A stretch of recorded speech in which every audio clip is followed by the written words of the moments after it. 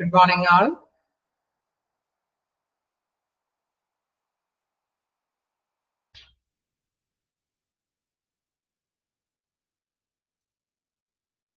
Morning. Okay. എല്ലാവരും organisation behaviour അല്ലേ, അതാണ് നമ്മൾ എടുത്തുകൊണ്ടിരിക്കുന്നത്. എല്ലാവരും കേൾക്കാം അല്ലേ?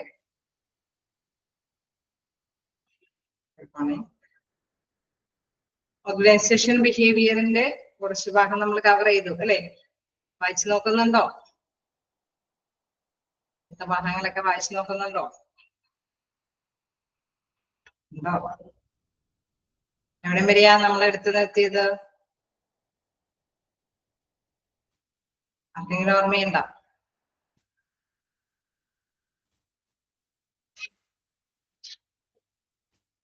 എവിടെ വരെയാ എടുത്തു നിർത്തിയത്?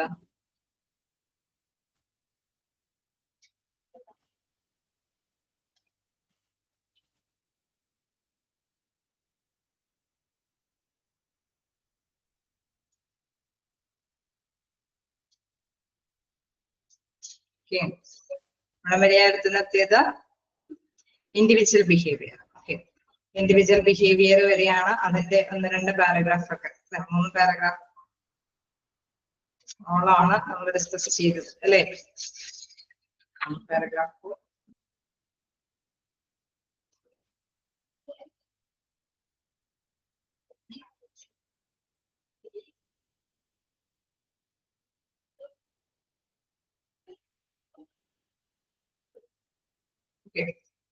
നമുക്ക് നെക്സ്റ്റ് ലീഗൽ കോൺട്രാക്ട് വരെയാണ് എടുത്തു നിർത്തിയത്. ലീഗൽ കോൺട്രാക്ട് വരെയാണ് നമ്മൾ എടുത്തു നിർത്തിയത്. അതായത് നമ്മൾ കണ്ടു അല്ലെ, നമ്മൾ എന്താണ് കണ്ടത്? പ്രധാനമായിട്ടും ഓർഗനൈസേഷണൽ ബിഹേവിയർ എന്നത് പറയുന്നത് എന്താണ്? പ്രധാനമായിട്ടും അവിടെയുള്ള എംപ്ലോയീസിനെ ഡിപ്പെൻഡ് അല്ലെ, അവരുടെ കുറച്ച് ക്യാരക്ടർ കൂടി, അവരുടെ ബിഹേവിയർ, അത് മോസ്റ്റ്ലി എന്താണ് ഫിസിക്കൽ അല്ലെ സൈക്കോളജിക്കൽ ആയിട്ടുള്ള കുറെ കാര്യങ്ങൾ അവര് എന്താണോ ഒരു ഓർഗനൈസേഷനിൽ സംഭാവന ചെയ്യുന്നത്, അതിനനുസൃതമായിട്ടുള്ള കുറച്ച് കാര്യങ്ങൾ കൂടി അവര് ആഗ്രഹിക്കുന്നുണ്ടാവും. തീർച്ചയായിട്ടും സാലറി മാത്രമല്ല അവർ ആഗ്രഹിക്കുന്നത്, മറ്റു പല കാര്യങ്ങൾ കൂടി ആഗ്രഹിക്കുന്നുണ്ട് അല്ലെ? അതല്ലേ നമ്മൾ ഡിസ്കസ് ചെയ്തത് അല്ലേ? ആണോ? അങ്ങനെയല്ലേ? ഓക്കെ. അപ്പൊ അതായത് നമുക്കറിയാം തീർച്ചയായിട്ടും അവര് ആഗ്രഹിക്കുന്ന എംപ്ലോയീസ് ആഗ്രഹിക്കുന്ന മാതിരി തന്നെയുള്ള കാര്യങ്ങള്, അതിനനുസരിച്ചിട്ടുള്ള പ്രൊവൈഡ് അല്ലെ, പ്രധാനമായിട്ട് അവരെന്താണ് ഉദ്ദേശിക്കുന്നത് അതിനെയും കൂടി പരിഗണിച്ച് മാനേജ്മെന്റ് മുന്നോട്ട് നീങ്ങുകയാണെങ്കിൽ വലിയ പ്രശ്നമില്ലാതെ അവരെയും കൂടി പരിഗണിക്കുന്നുണ്ട് എന്നുള്ള രീതിയിൽ തന്നെ ഓർഗനൈസേഷന് നല്ല റിസൾട്ട് നേടിയെടുക്കാനൊക്കെ ആയിട്ട് സാധിക്കുമെന്നുള്ളതാണ്. അപ്പൊ അതുമായി ബന്ധപ്പെട്ട് നമ്മൾ 1-2 പാരഗ്രാഫിൽ പറഞ്ഞു. അദ്ദേഹമാണ് എന്താണ് കേർട്ടാണ് കൂടുതലായിട്ട് ഇതുമായി ബന്ധപ്പെട്ട ഡിസ്കഷനിലേക്കൊക്കെ വന്നത്.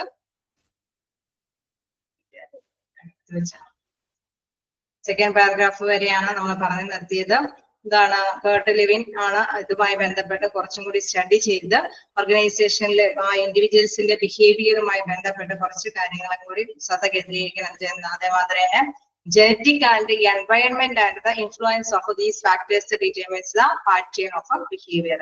ആ ബിഹേവിയറിൽ ഇത്തരത്തിലുള്ള അല്ലെ എൻവയൺമെന്റൽ ഫാക്ടേഴ്സ് അല്ലെങ്കിൽ ജനറ്റിക് ആയിട്ടുള്ള അവരുടെ ആഗ്രഹങ്ങളെല്ലാം അതിൽ ഉണ്ടായിരിക്കും എന്നുള്ള കാര്യമാണ് നമ്മൾ ഡിസ്കസ് ചെയ്തത്. ഇനി നെക്സ്റ്റ് പാരഗ്രാഫിലേക്ക് നോക്കാം.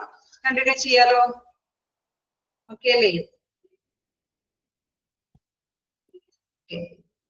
ഓക്കെ, അപ്പൊ നമുക്ക് നെക്സ്റ്റ് പാരഗ്രാഫിലേക്ക് നോക്കാം. Any time people buy something, for example a car, with the buyer and the lessor sign a contract that specific the terms of the sales agreement. നമുക്കറിയാം ഒരു കാർ മേടിക്കുമ്പോഴും സാധാരണയായിട്ട് അല്ലെ, ഒരു കാർ മേടിക്കുമ്പോൾ എന്താണ് അവർ നമ്മളൊരു കോൺട്രാക്റ്റില്, ഇവിടെ നമ്മളെ ലീഗൽ കോൺട്രാക്ട് വരെ പറഞ്ഞു നിർത്തി അല്ലെ? അതുവരെയും പറഞ്ഞ ആ പോയിന്റ് ഒക്കെ ഡിസ്കസ് ചെയ്തതല്ലേ? ലീഗൽ കോൺട്രാക്ട് വരെ വീണ്ടും ഡിസ്കസ് ചെയ്യാം. ഓക്കെ, ഇനി നെക്സ്റ്റ് തുടങ്ങിയെടുത്താൽ മതിയല്ലോ. ഓക്കെ, നെക്സ്റ്റ് തുടങ്ങിയെടുക്കാം. കാരണം നമുക്ക് സമയം ഇച്ചിരി കുറവാണ്, കുറെ പോർഷൻസ് ഇനിയും കവർ ചെയ്ത് തീർക്കാനുണ്ട്. ഓക്കെ, നമുക്ക് നെക്സ്റ്റ് പാരഗ്രാഫിലേക്ക് നോക്കാം. The individual makes a variety of contribution to the organization effort, skills, ability, time, loyalty, and so forth.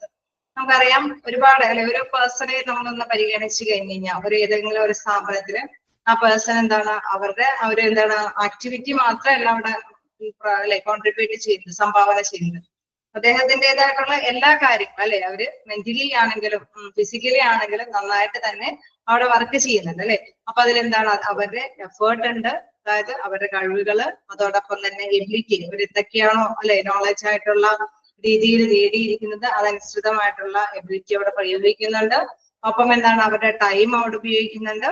എന്താണ് ലോയൽറ്റി അല്ലെ, അവര് വിശ്വസ്തമായിട്ട് തന്നെയാണ് അവിടെ സേവനം ചെയ്യുന്നത് അല്ലെ. അവര് പറയുന്ന സമയത്ത് കയറി അവരുടെ ഡ്യൂട്ടി വിട്ട് സമയം കളയാതെ തന്നെയാണ് വിശ്വസ്തതാപൂർവമാണ് അവിടെ കൈകാര്യം ചെയ്യുന്നത്. അങ്ങനെ പലതും ഓരോ എംപ്ലോയിയും അവിടെ അല്ലെ സംഭാവന ചെയ്യുന്നുണ്ട്, കോൺട്രിബ്യൂട്ട് ചെയ്യുന്നുണ്ട്.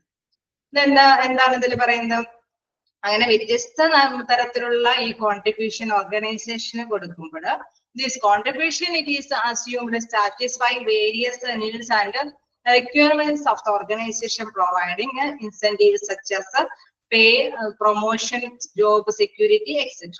അതായത് ഇവര് ഈ എംപ്ലോയീസ് ഇത്തരം സംഭാവനകൾ കൊടുക്കുമ്പോൾ തിരിച്ചും ഇവർക്കും അല്ലെ ഈ എംപ്ലോയീസിനും തിരിച്ചും റിട്ടേൺ കിട്ടുന്നുണ്ട്.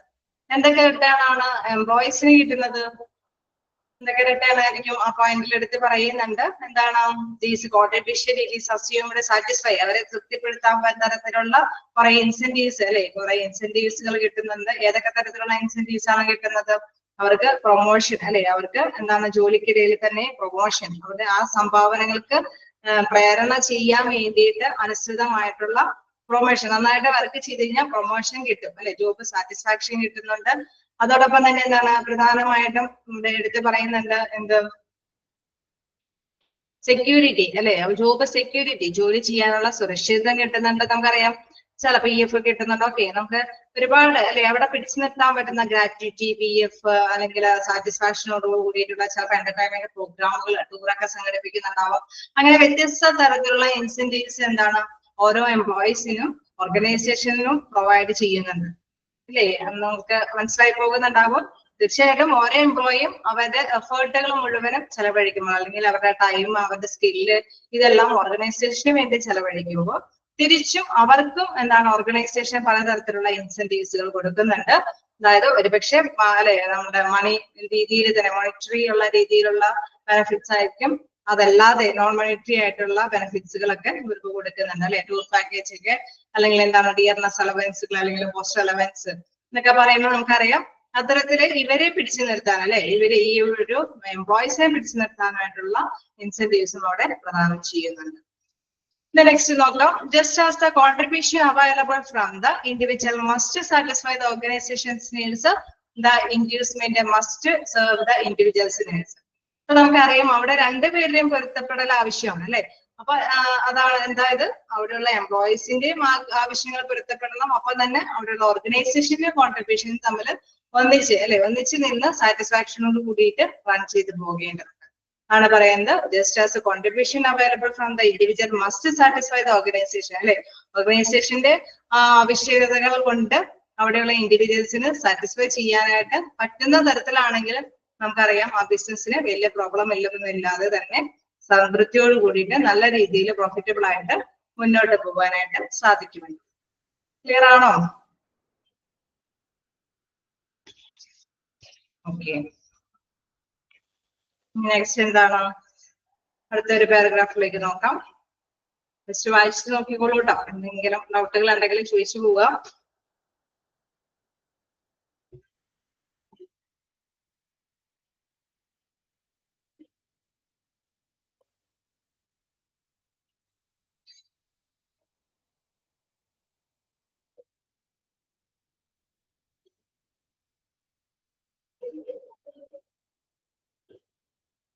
ആണോ?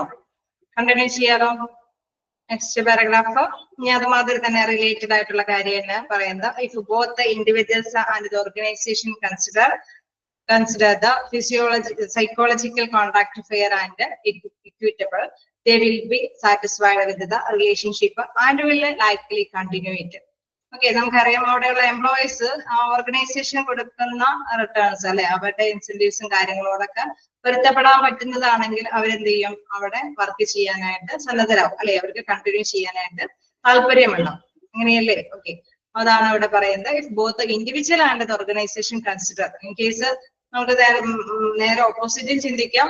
എംപ്ലോയി അല്ലെ, അവരുടെ നല്ല എഫേർട്ടും നല്ല ടൈമും നല്ല രീതിയിൽ തന്നെ ഉപയോഗിക്കുന്നുണ്ടെങ്കിൽ ഓർഗനൈസേഷനും അവരെ പിടിച്ചു നിർത്താൻ താല്പര്യമുണ്ടാവും അല്ലെ. തിരിച്ചു രണ്ട് കൂട്ടർക്കും ഒരുപോലെയാണ്. അവിടെയുള്ള എംപ്ലോയീസിന് ഓർഗനൈസേഷനും ആവശ്യമാണ്, ഓർഗനൈസേഷന്റെ കാര്യങ്ങള് നമ്മുടെ അവിടെയുള്ള എംപ്ലോയീസിനും ആവശ്യമാണ് അല്ലെ. ഇരു കൂട്ടരും പൊരുത്തപ്പെട്ട് പോവുകയാണെങ്കിലാണ് അവിടെ കണ്ടിന്യൂ ചെയ്യാനായിട്ട് സാധിക്കുള്ളൂ. If either party confidence and imbalance or inequity in the contract, it may initiate a change. In case നമുക്കറിയാം ആ കോൺട്രാക്റ്റിൽ അല്ലെ ഇരു കൂട്ടരിലും എന്തെങ്കിലും ഒരു പാളിച്ച അല്ലെ, ആ ഒരു എംപ്ലോയിനെ കൊണ്ട് വലിയ ഏബിൾ അല്ല എന്ന് ഓർഗനൈസേഷൻ കണ്ടെത്തുകയും അതല്ലെങ്കിൽ ഓർഗനൈസേഷന്റെ ഇൻസെന്റീവ്സും കാര്യങ്ങളിലൊന്നും നമ്മളെ ഉദ്ദേശിക്കുന്ന ഡ്യൂട്ടി അനുസരിച്ചിട്ടുള്ള സാലറിയും പാക്കേജുകളൊന്നും തരുന്നില്ല എങ്കിൽ അവർക്കും അത് കണ്ടിന്യൂ ചെയ്തു പോകാനായിട്ട് താല്പര്യം ഉണ്ടാവില്ല. ഒരു ചേഞ്ചിങ് ആവശ്യമായിട്ട് വരും. A major change faced by an organization thus is to manage psychological contracts. അതുകൊണ്ട് തന്നെ എന്താണ് മാനേജ്മെന്റിന്റെ ഉള്ളില് അല്ലെ ഒരു പ്രധാനപ്പെട്ട വെല്ലുവിളി എന്ന് പറയുമ്പോൾ അല്ലെങ്കിൽ ഓർഗനൈസേഷന്റെ മുന്നിലെ പ്രധാനപ്പെട്ട വെല്ലുവിളി എന്ന് പറയുന്നത് ഈ സൈക്കോളജിക്കൽ ആയിട്ടുള്ള ഈ ഒരു അല്ലെ അവരുടെ ഈ എംപ്ലോയീസിന്റെ ഈ ഫാക്ടുകൾ അല്ലെ സൈക്കോളജിക്കൽ ആയിട്ടുള്ള ആഗ്രഹങ്ങളൊക്കെ തൃപ്തിപ്പെടുത്തുക, അതിനെ മാനേജ് ചെയ്യാൻ പറ്റുന്നുണ്ടെങ്കിൽ മാത്രമാണ് അവരിവിടെ പിടിച്ചു നിൽക്കുകയുള്ളൂ അല്ലെ. അപ്പൊ അത് മനസ്സിലാക്കി എടുക്കുക എന്ന് പറയുന്നത് പ്രധാനപ്പെട്ട ഒരു വെല്ലുവിളി തന്നെയാണ്. ഓക്കെ ആണോ? ക്ലിയർ ആണോ? ഓക്കെ, ജസ്റ്റ് വായിച്ചു നോക്കാം. നിങ്ങൾ എന്തെങ്കിലുമൊക്കെ നോട്ട് ചെയ്ത് പോകേണ്ടത് എന്തെങ്കിലും നോട്ട് ചെയ്ത് പോയിക്കോളൂ കേട്ടോ. കാരണം എന്തെങ്കിലും മീൻസ് ഇത് ഒന്നിച്ച് കുറെ പാരഗ്രാഫ് ആകുമ്പോൾ ഒന്നും അറിയാതിരിക്കുന്ന രീതിയിലേക്ക് ആവരുത്. അവിടെ ഒരു കോൺട്രാക്ട് ഉണ്ടെന്ന് മനസ്സിലാക്കുക. രണ്ടു കൂട്ടരുടെയും കോൺട്രിബ്യൂഷൻ അവിടെ പ്രധാനപ്പെട്ടതാണ്.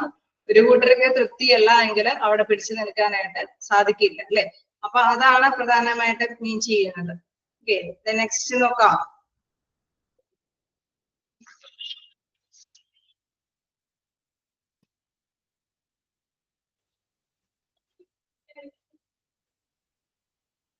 അടുത്ത പാരഗ്രാഫിലേക്ക് പോകാം.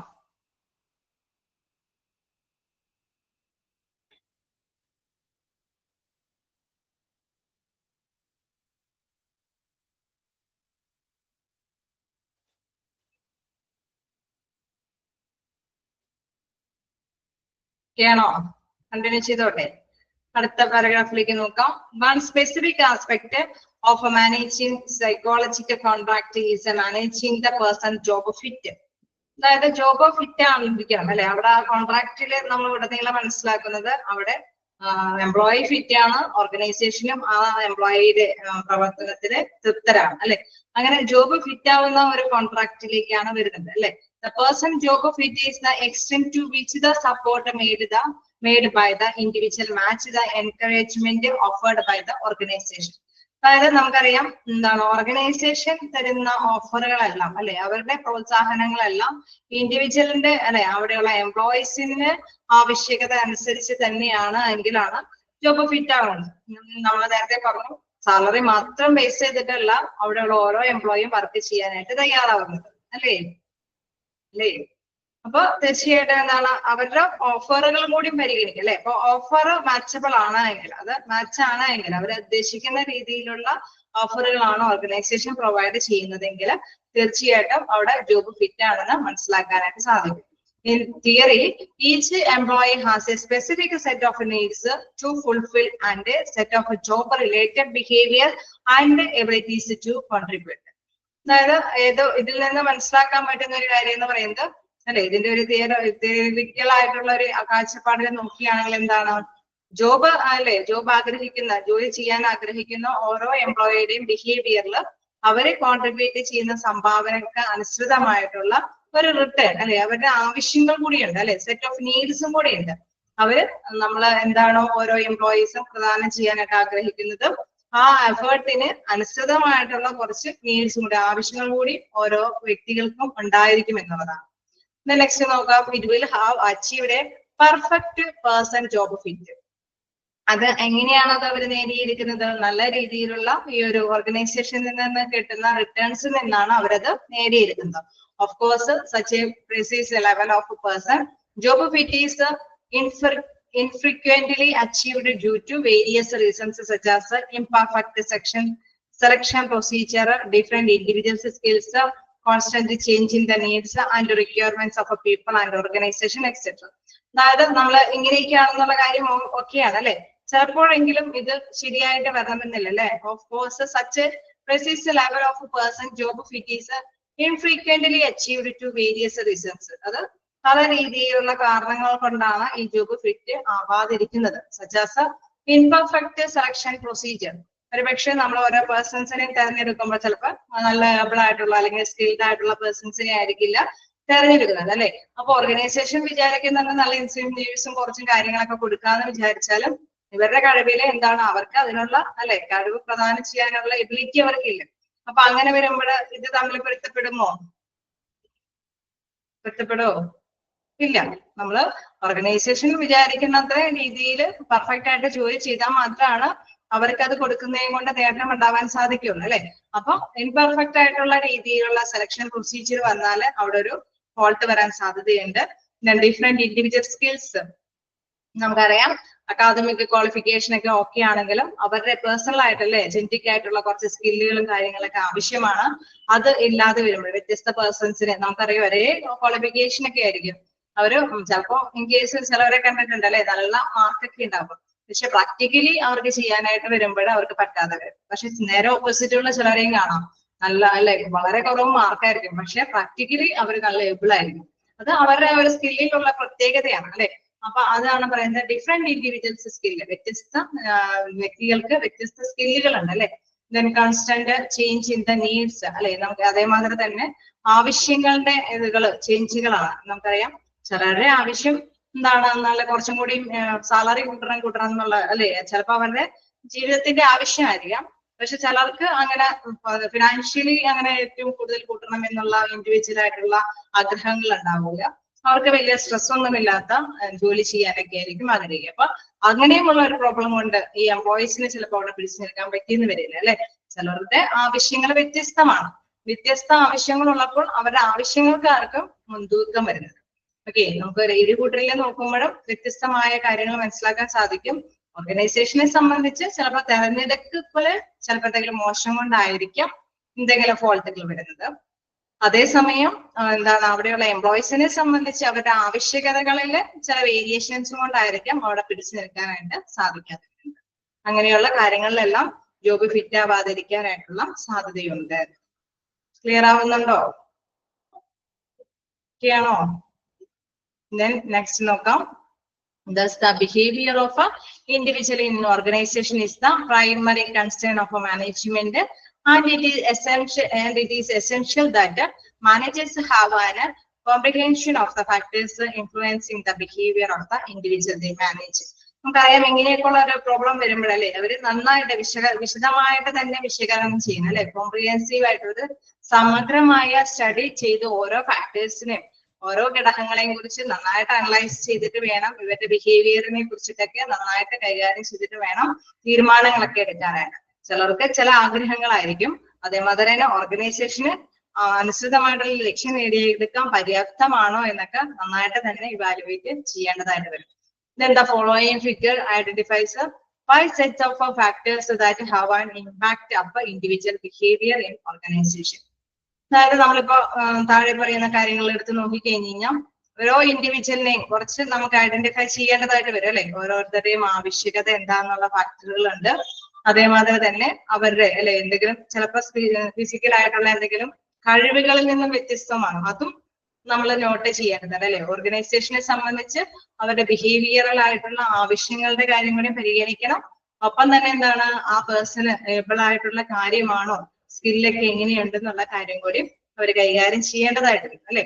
അപ്പൊ അതനുസരിച്ചിട്ടുള്ള രീതിയിൽ നേച്ചർ ഓഫ് ഇൻഡിവിജ്വൽ ഡിഫറൻസ് അത് ക്ലാസിഫൈ ചെയ്തിരിക്കുന്നതാണ്. ഏതൊക്കെ രീതിയിലാണ് പറയുന്നത്? Individual differences R personal attributes that vary from one person to another. Individually നമ്മൾ ഒരു ഡിഫറൻസ് എടുത്തു കഴിഞ്ഞ് കഴിഞ്ഞാൽ നമ്മൾ നേരത്തെ പറഞ്ഞു ഒരേ ക്വാളിഫിക്കേഷൻ ആണ്, പക്ഷെ എന്താണ് അവരുടെ സ്കില്ലിൽ വ്യത്യസ്തകൾ കാണാം അല്ലെ, അവരുടെ പെരുമാറ്റ രീതികളിലും വ്യത്യസ്തം കാണാം, അവരുടെ കഴിവുകളിലെല്ലാം തന്നെ വ്യത്യസ്തം കാണാനായിട്ട് സാധിക്കും അല്ലെ. Individuals difference may be physical and psychological എന്ന് വെച്ച് കഴിഞ്ഞാൽ എന്താണ് ശമ്പളാനുസൃതമായ രീതിയിലുള്ള ഡിഫറൻസുകളും കാണും. തന്നെ അതേമാതിരി തന്നെ ഫിസിക്കൽ ആയിട്ടുള്ള ഡിഫറൻസുകളും ഓരോ ഇൻഡിവിജ്വൽസിനും കാണും. നമുക്കറിയാം, നമ്മൾ നേരത്തെ പറഞ്ഞു ചിലരുടെ ആവശ്യങ്ങൾ വ്യത്യസ്തമാണ് അല്ലെ. അവരുടെ അതേമാതിരി തന്നെ സൈക്കോളജിക്കൽ ആയിട്ടുള്ള കാര്യങ്ങൾ ഉണ്ട്. അവിടെ ഒരു സൈക്കോളജിക്കൽ ഫാക്ടേഴ്സ് തന്നെയാണ് ഇവിടെ കൊടുത്തിരിക്കുന്നത്. ഇതിന്റെ എന്തെങ്കിലും മീനിങ് നിങ്ങൾക്ക് ജസ്റ്റ് ഒന്ന് മനസ്സിലാക്കേണ്ടതുണ്ടെങ്കിൽ ശമ്പളത്തോട് കൂടിയിട്ടുള്ള ഇൻസെന്റീവ്സ് എന്നുള്ള ഒരു മീനിങ് ആണ് ഇവിടെ വരുന്നത്. നിങ്ങൾ ഡിഫറൻസ് പഠിക്കുമ്പോൾ അത് ഞാൻ പറഞ്ഞു വരുന്നേ ഉള്ളൂ. ഡിഫറൻസ് പഠിക്കുമ്പോൾ ഈ രീതിയിൽ തന്നെ നമ്മളത് എടുത്താൽ മതി. എന്താണ് സൈക്കോളജിക്കൽ ആയിട്ടുള്ള ഡിഫറൻസും ഉണ്ട്, ഫിസിക്കൽ ആയിട്ടുള്ള ഡിഫറൻസും ഉണ്ട്. അപ്പൊ individual difference may be physical and psychological എന്നുള്ളത് ക്ലിയർ ചെയ്യുക. ഇൻ കേസ് ഇതിലൊരു മീനിങ് ഉദ്ദേശിക്കുന്നത് ഇതാണ്, എന്താണ് അതിന്റെ ശമ്പളത്തിനോട് കൂടിയത് അല്ലെ. ചിലർക്ക് ഞാൻ നേരത്തെ പറഞ്ഞു ചില കൂടുതൽ ശമ്പളം ആഗ്രഹിക്കുന്നവരുണ്ട് അല്ലെ. ഇൻസെന്റീവ്സിന്റെ പാക്കേജുകൾ വ്യത്യസ്തമായ രീതിയിലുണ്ട്. അത് ആ ഒരു രീതിയിലാണ് അവിടെ ഒരു വേർഡ് വന്നിരിക്കുന്നത്. ഇത് ജസ്റ്റ് ഒന്ന് നിങ്ങൾ മനസ്സിലാക്കിയാൽ മതി. ആ വേർഡ് വെട്ടിക്കളഞ്ഞിട്ട് എന്താണ് സൈക്കോളജിക്കൽ എന്നുള്ള രീതി അത് അവിടെ കൂട്ടിച്ചേർക്കുക. ഓക്കെ, ക്ലിയർ ആയോ?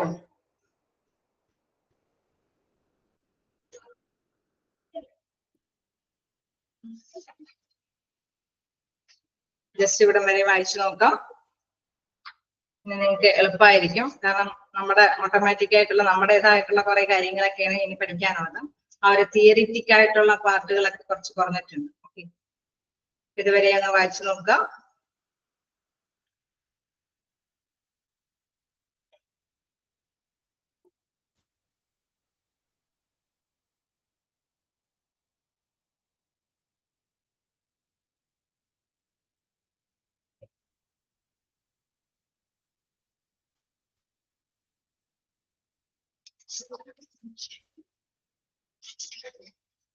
ഓക്കെ ആണോ?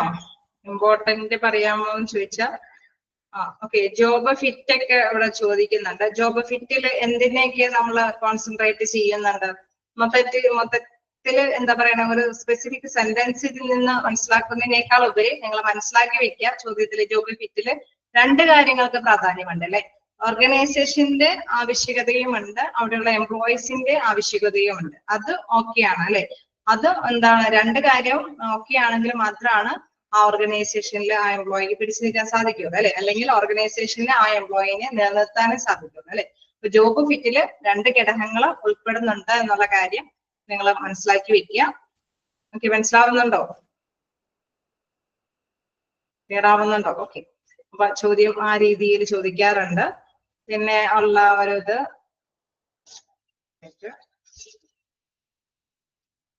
അതേമാതിരി തന്നെ ഇപ്പൊ നമ്മൾ പഠിച്ചു പോകാനുള്ള ഡിഫറൻസുകൾ ചോദിച്ചു കാണാറുണ്ട്.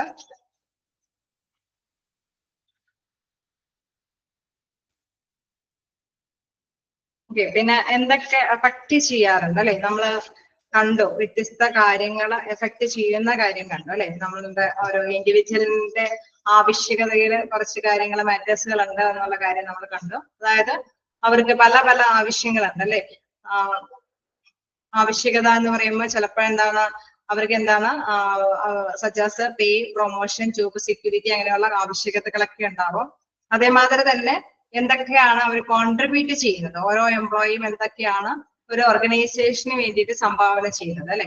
അത് എന്തൊക്കെ സംഭാവന ചെയ്യുന്നുണ്ട്? Effort, skill, ability, time, loyalty ഒക്കെ അവര് സംഭാവന ചെയ്യുന്നുണ്ട്. അതേമാതിരി തന്നെ ഓരോ ഓർഗനൈസേഷനിൽ നിന്ന് ഇൻഡിവിജ്വൽസും കുറച്ച് കാര്യങ്ങൾ ആഗ്രഹിക്കുന്നുണ്ട്. അതാണ് നമ്മൾ നേരത്തെ കണ്ട ജോബ് സെക്യൂരിറ്റി അല്ലെങ്കിൽ പ്രൊമോഷൻ അല്ലെങ്കിൽ മറ്റു തരത്തിലുള്ള ഇൻസെന്റീവ്സ് എല്ലാം. അപ്പൊ അത്തരം കാര്യങ്ങൾ ജസ്റ്റ് നോട്ട് ചെയ്യാം. ജോബ് ഫിറ്റ് എന്താണെന്നുള്ളതിന്റെ കാര്യം ഞാൻ പറഞ്ഞു.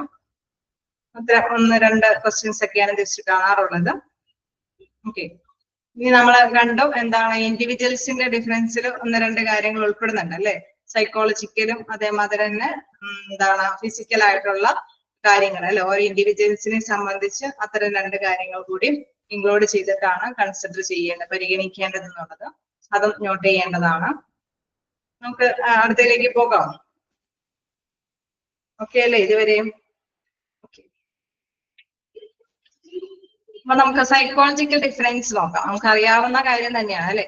സൈക്കോളജിക്കൽ ഡിഫറൻസ് എന്ന് പറയുമ്പോൾ നമുക്കറിയാം ഓരോരുത്തരുടെ വ്യക്തിത്വങ്ങൾ വ്യത്യസ്തമാണ്, ആദ്യം അതിന്റെ നിലപാടുകൾ വ്യത്യസ്തമാണ് അല്ലെ. അവർക്ക് പല പല പ്രേരണകളുണ്ട്. ഞാൻ പറഞ്ഞു, ചിലർക്ക് ഫിനാൻഷ്യലി സൗണ്ട് കുറവാണെങ്കിൽ ചിലപ്പോൾ അവർക്ക് ഫിനാൻസ് ആയിരിക്കും, ചിലർക്ക് ഫിനാൻസിൽ വലിയ പ്രോബ്ലം ഒന്നും ഉണ്ടാവില്ല, എന്താണ് അവർക്ക് സ്ട്രെസ് ഒന്നും ഇല്ലാതെ വളരെ സുഖകരമായിട്ട് ജീവിക്കാനുള്ള ഒരു മൈൻഡ് ആയിരിക്കും. അപ്പൊ അത്തരത്തിലുള്ള ജോലി ആയിരിക്കും അവർ ആഗ്രഹിക്കുന്നത്. പിന്നെ എന്താണ്, ചിലർക്ക് അല്ലെ കുറച്ച് കൂടുതൽ നോളജും കാര്യങ്ങളൊക്കെ നേടാനായിട്ട് ചില പ്രായമായവരിൽ നമുക്കറിയാമോ, ഇനിയൊക്കെ ഇത്രയൊക്കെ കൂടുതൽ നോളജ് ഒന്നും വേണ്ട, ഇനി പ്രൊമോഷൻ ഒന്നും വേണ്ട എന്ന് ആഗ്രഹിക്കുന്ന ചിലരൊക്കെ ഉണ്ടാവാറുണ്ടോ? ഇങ്ങനെ ഉണ്ടാവാറുണ്ടോ? പ്രായമൊക്കെ ആവുമ്പോ ഓക്കെ ഉണ്ട് അല്ലെ. അപ്പൊ അവരെന്താണ് കൂടുതൽ പഠിക്കണമെന്ന് അവർക്ക്, അല്ലെങ്കിൽ കൂടുതൽ സ്ട്രെസ് അനുഭവപ്പെടണമെന്നൊന്നും ബാങ്കിലൊക്കെ ഓക്കെ.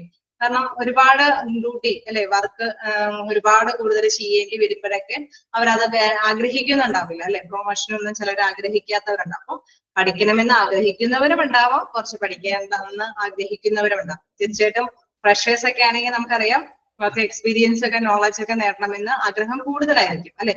അതേസമയം കുറച്ചും കൂടി മേയിച്ച് കഴിയുമ്പോഴേക്കും ഇനി മതി, ഇത്രയൊക്കെ നമുക്ക് ചെയ്താൽ മതി, കൂടുതൽ പാരിസ്ഥിതിക ഉത്തരവാദിത്തം ഏറ്റെടുക്കാൻ പറ്റില്ല എന്നുള്ളൊരു മൈൻഡിലേക്ക് അല്ലെ.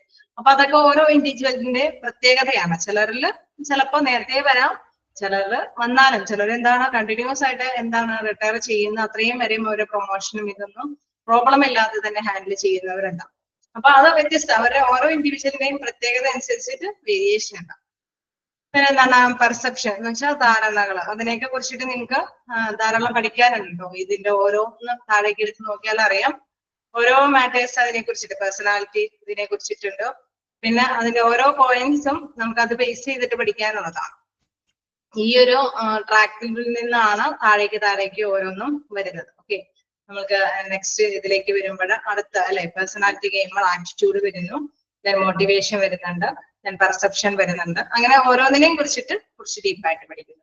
അപ്പൊ ഈ ഒരു പോയിന്റ് ആണ് അവിടെ മോസ്റ്റ്ലി നമുക്ക് പഠിക്കാനുള്ളത്.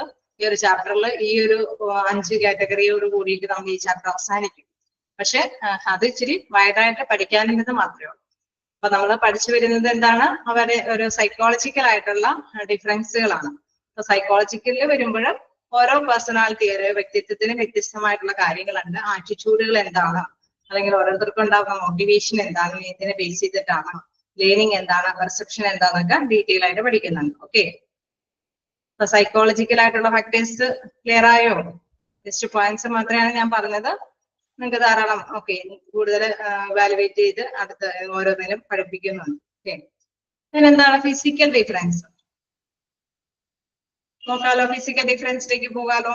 ഫിസിക്കൽ ഡിഫറൻസ് എന്ന് പറയുമ്പോൾ നമുക്കറിയാം ഓരോ വ്യക്തിക്കും അല്ലെ ബോഡി ഷേപ്പും ഹൈറ്റും വെയിറ്റും അതേമാതിരി തന്നെ അവരുടെ ഒരു സങ്കീർണമായിട്ടുള്ള കാര്യങ്ങളോട് ഇടപെടാനുള്ള ഒരു അല്ലെ കാര്യങ്ങളും, അതോടൊപ്പം തന്നെ അപ്പിയറൻസ് നമുക്കറിയാം ചിലരുടെ ബ്യൂട്ടി ഒക്കെ നല്ല ലുക്കും കാര്യങ്ങളൊക്കെ ആയിരിക്കും. എനിവേ എന്താണ് ചില ഫോമുകൾക്കൊക്കെ അങ്ങനെയുള്ളവർ ആവശ്യമാണ്, മോസ്റ്റ്ലി അവർ പ്രിഫർ ചെയ്യും അല്ലെ. ചിലവരെ ഇതിന്റെ ഒന്നും ആവശ്യകതയില്ല, അവരുടെ കഴിവിനാണ് പ്രാധാന്യം കൊടുക്കുന്ന ചില ഫോമുകൾ ഉണ്ടാവും. അതും ആ ഫേമിന്റെ ഒരു നേച്ചർ അനുസരിച്ചിട്ട് അല്ലെ വ്യത്യസ്തം ഉണ്ടായിരിക്കും ഇല്ലേ. അതും ആ ഫാക്ടറും കൂടിയും ചിലർക്ക് നോക്കാറുണ്ട്, നോക്കൂലേ.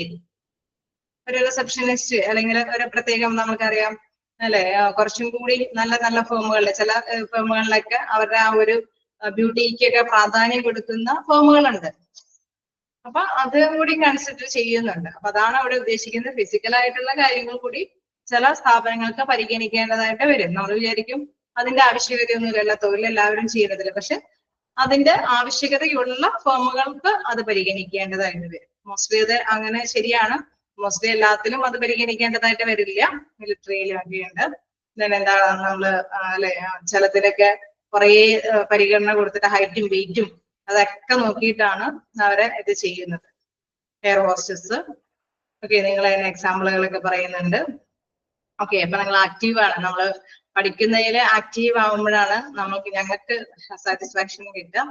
അപ്പൊ എന്താണ് ഫിസിക്കൽ ആയിട്ടുള്ള ഡിഫറൻസുകൾ നോക്കാം. ബോഡി ഷേപ്പ്, ഹൈറ്റ്, വെയിറ്റ്, തന്നെ എന്താണ് കോംപ്ലക്ഷൻ, കമ്പിയറൻസ്, അതായത് സങ്കീർണമായിട്ടുള്ള ചില പ്രശ്നങ്ങളിലേക്ക് ഇറങ്ങിത്തിരിക്കാൻ അവർ ഏബിൾ ആണെന്നുള്ളത്.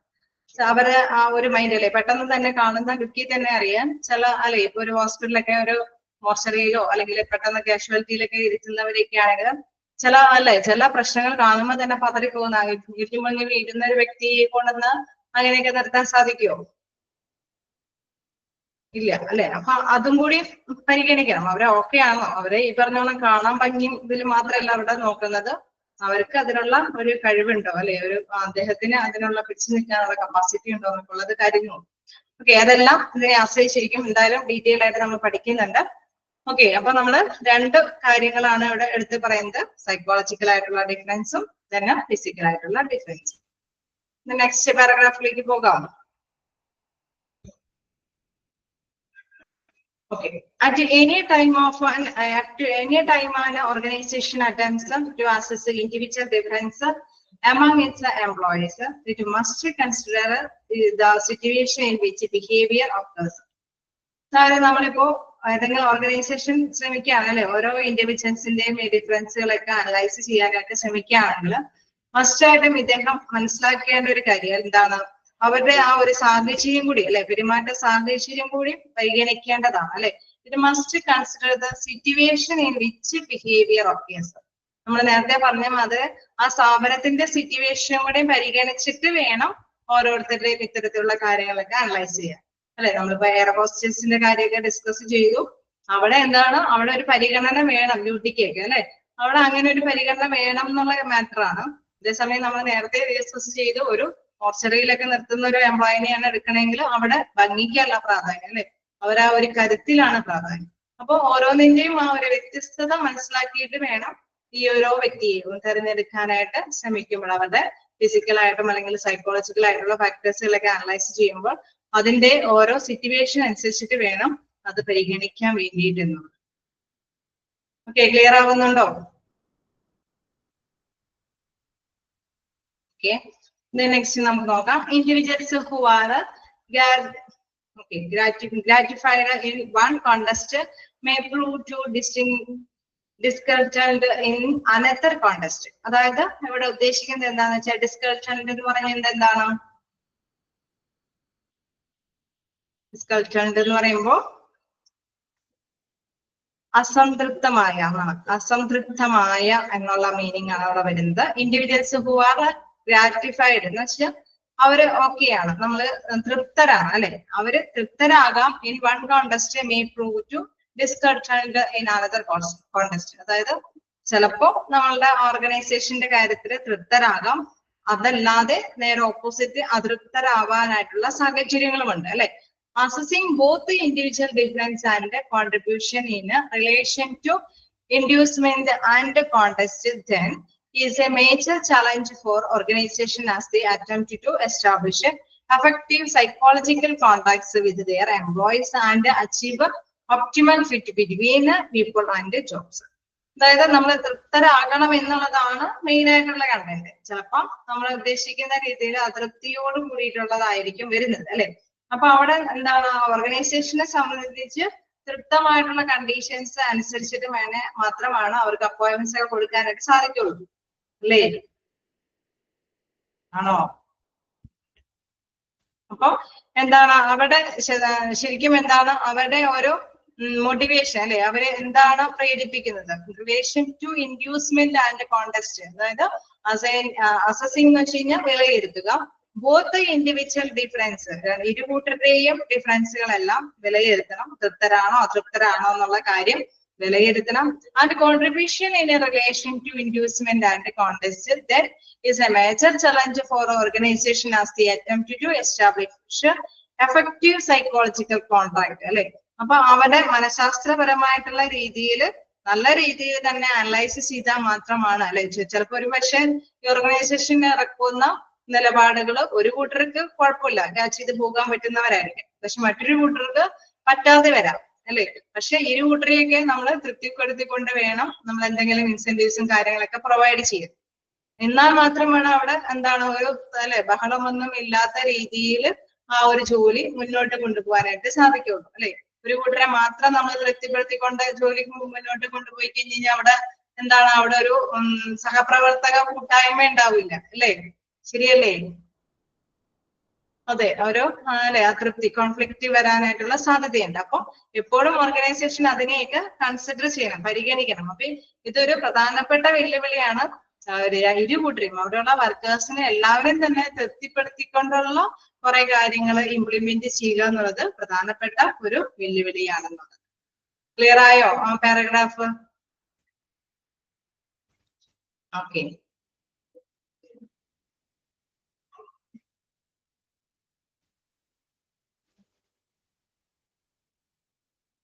അപ്പൊ നമുക്ക് നെക്സ്റ്റ് പാരഗ്രാഫിലേക്ക് നോക്കാം. ജസ്റ്റ് വായിച്ചു പോയിക്കോളൂ കേട്ടോ. കാരണം പക്ഷെ കഴിഞ്ഞിട്ട് നിങ്ങൾ വായിക്കുമ്പോ ഡൗട്ടുകൾ വരെ എടുത്ത് പരമാവധി വായിച്ച് തന്നെ നോക്കുക.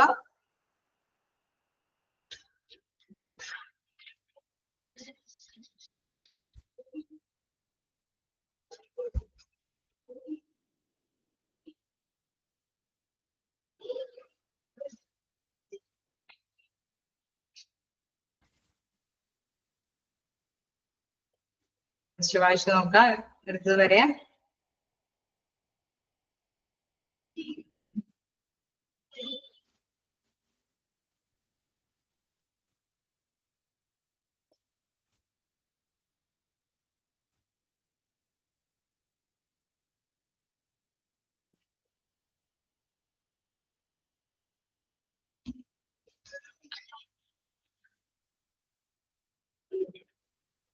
ഓക്കെയാണോ? എന്തെങ്കിലൊക്കെ ഉണ്ടെങ്കിൽ അവിടെയൊക്കെ ഒന്ന് എവിടെയെങ്കിലൊക്കെ കുറിച്ച് വെച്ചോളൂ. അല്ലെങ്കിൽ ഇതെന്താണ് ബേസിക്കലി മനസ്സിലാക്കാതെ വരരുത്. നെക്സ്റ്റ് പാരഗ്രാഫിലേക്ക് പോകാം. ഓക്കെ, കണ്ടന്റ് കുറച്ചേ ഉള്ളൂ, പക്ഷെ കുറച്ച് അല്ലെ വൈഡ് ആയിട്ടാണ് അത് വിവരിച്ചിരിക്കുന്നത്. നെക്സ്റ്റ് നോക്കാം. ഇൻഡിവിജ്വൽ ഡിഫറൻസസ്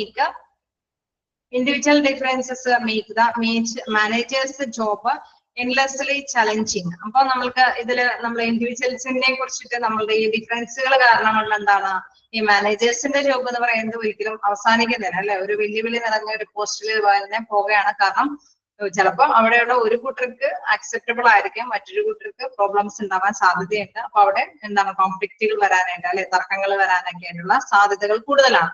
അതുകൊണ്ട് തന്നെ എന്തെങ്കിലും ഓർഗനൈസേഷൻ എന്തെങ്കിലും ഈ കാര്യങ്ങൾ തീരുമാനമെടുക്കുക എന്ന് പറയുന്നത് വളരെ ചലഞ്ചിങ് ആയിട്ടുള്ള ഒരു ജോബാണ്. In fact according to recent research variability among workers is substantial at all levels, but increase dramatically with job intricacy. അതായത് ഇതിൽ പ്രധാനമായിട്ടും എടുത്ത് പറയുന്ന ഒരു കാര്യം എന്താണ്, വ്യത്യസ്തമായിട്ടുള്ള വർക്കേഴ്സ് അല്ലെ, അവിടെയുള്ള എംപ്ലോയീസിന്റെ ആറ്റിറ്റ്യൂഡ് എല്ലാം വ്യത്യസ്തമാണ് അല്ലെ. അപ്പൊ അതുകൊണ്ട് തന്നെ എന്താണ് ഈ ഇത്തരത്തിലുള്ള തീരുമാനം എടുക്കുക എന്ന് പറയുന്നത് ഇവരെ സംബന്ധിച്ചൊരു പ്രധാനപ്പെട്ട ചലഞ്ചാണ് പറഞ്ഞു. അപ്പൊ ഈ ഒരു വേരിയബിലിറ്റിനെ കുറിച്ചിട്ട് നന്നായിട്ട് തന്നെ സ്റ്റഡി ചെയ്യേണ്ടത് അല്ലെ. ബട്ട് ഇൻക്രീസ് ഡ്രാമാറ്റിക്കലി അല്ലെ, ഇത് നമ്മള് മനസ്സിലാക്കിയെടുക്കുക എന്ന് പറയുന്നത് ചിലപ്പോ മാനേജേഴ്സിനൊക്കെ എന്താണ് ജീവനക്കാരുടെ ഇടയിലൂടെയൊക്കെ നടന്ന് മനസ്സിലാക്കിയെടുക്കണം ഓരോ വ്യക്തികളുടെയൊക്കെ ആവശ്യകതകൾ എന്താണെന്നൊക്കെ. അല്ലാതെ എന്താണ് ഏറ്റവും ടോപ്പ് പൊസിഷനിൽ ഇരുന്ന് തന്നെ ജസ്റ്റ് തീരുമാനങ്ങൾ എടുത്ത് ഇവർക്ക് നടപ്പാക്കാൻ കൊടുത്തു കഴിഞ്ഞാൽ ഓർഗനൈസേഷൻ മൊത്തത്തിൽ താറുമാറായി പോകാനാണ് സാധ്യത. ഇല്ലേ, ഉണ്ടാവൂലേ? അങ്ങനെ ഉണ്ടാവൂലേ? അവിടെയുള്ള ജീവനക്കാരുടെ ഇടയിലൂടെ ഡ്രാമാറ്റിക്കലി അല്ലെ അവരുടെ ഇടയിലൂടെ പ്രവർത്തിക്കാനായിട്ട് അദ്ദേഹം തയ്യാറാവണം. എന്താ പറയുന്നത്, do this reason growing workforce diversity compels managers to view individual differences in a fresh way. അതായത് ഇപ്പൊ ഈ കാലഘട്ടങ്ങളിൽ വരുമ്പോൾ ഇത് കൂടുതലായിട്ട് വരികയാണ് അല്ലെ, വർദ്ധിച്ചു വരികയാണ്. ഈ കാലഘട്ടങ്ങളിലൊക്കെ എന്ന് വെച്ച് കഴിഞ്ഞാൽ ഈ ഒരു ഡൈവേഴ്സിറ്റി ഓരോ വ്യക്തികളുടെയും വ്യത്യസ്ത ക്യാരക്ടറുകളൊക്കെ വരുന്നത് കൊണ്ട് തന്നെ ഇത് ഒരു ഭയങ്കര പ്രധാനപ്പെട്ട ഒരു വെല്ലുവിളിയാണെന്ന് പറയാനോ. Leaders now talk frequently about valuing difference and learning to manage diversity. അതുകൊണ്ട് തന്നെ അതിന്റെ നേതൃത്വനിരയിലുള്ള അവർക്ക് അല്ലെ ഒരു പ്രധാനപ്പെട്ട ഒരു വാല്യുബിൾ ഒരു എന്താണ് മോസ്റ്റ് ഇമ്പോർട്ടന്റ് ആയിട്ടുള്ള ഒരു കാര്യമാണ് ഈ ഒരു ഡൈവേഴ്സിറ്റിനെ കുറിച്ച് മനസ്സിലാക്കി എടുക്കുക അല്ലെങ്കിൽ പഠിക്കുക എന്നുള്ളത് വളരെയധികം പ്രധാനപ്പെട്ട ഒരു കാര്യമാണ്. So rather than limiting diversity as in the past, today's managers need to better understand and accommodate employee diversity and individual difference. അതായത് നമ്മുടെ ഈ കാലഘട്ടത്തിൽ അതുകൊണ്ട് തന്നെ മാനേജേഴ്സ് ആവശ്യമാണ് നല്ല രീതിയിൽ മനസ്സിലാക്കണം അല്ലെ. നല്ല രീതിയിൽ ഓരോ എംപ്ലോയീസിന്റെയും കാര്യങ്ങളെ കുറിച്ചിട്ട് അവരോട് തന്നെ ചിലപ്പോ നേരിട്ട് തന്നെ അവരുടെ ഇടയിൽ തന്നെ നേരിട്ട് പ്രവർത്തിച്ച് അവരുടെ ആഗ്രഹങ്ങൾ നീഡ്സുകൾ എന്താന്നുള്ളത് അല്ലെ, അത് മോസ്റ്റ്ലി എല്ലാവരുടെയും നീഡ്സുകളൊക്കെ ഒരുമാതിരി ഓക്കെ ആണെങ്കിൽ അവർക്ക് ആ രീതിയിൽ എന്തെങ്കിലുമൊക്കെ പ്രൊവൈഡ് ചെയ്യാനായിട്ട് സാധിക്കും അല്ലെ. അപ്പൊ മോസ്റ്റ്ലി എല്ലാവർക്കും എങ്ങനെയാണെന്നുള്ള കാര്യം അത് മനസ്സിലാക്കിയെടുക്കുക എന്ന് പറയുന്നത് പ്രധാനപ്പെട്ട ഒരു കാര്യമാണ്. അവരുടെ ഇടയിൽ നിന്ന് തന്നെ അത് നേടിയിരിക്കേണ്ടതായിട്ട് വരും. ഇതാണ് പറയുന്നത്, today's managers need to better understand and accommodate employee diversity and individual difference. ആ ഡിഫറൻസുകൾ അതിനനുസരിച്ചിട്ട് തന്നെ നോക്കിയിട്ട് വേണം അത് അക്കോമഡേറ്റ് ചെയ്ത് കൊടുക്കാനായിട്ടുള്ളത്. ക്ലിയർ ആയോ? ജസ്റ്റ് വായിച്ചു നോക്കാം.